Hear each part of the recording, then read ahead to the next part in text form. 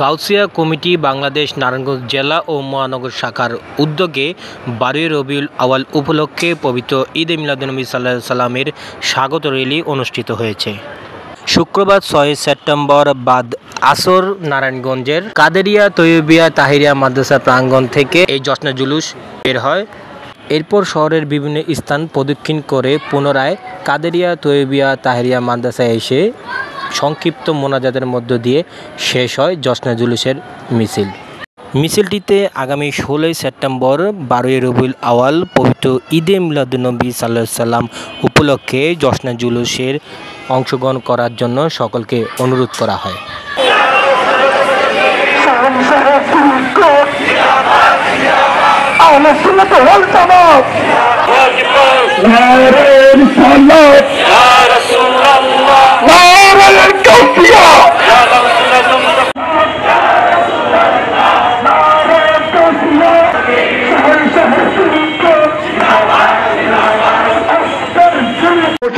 আসতে আল্লাহ আওলাদ রাসূলদেরকে মান করে দেখা তুমি তৌফিক দান করে দাও।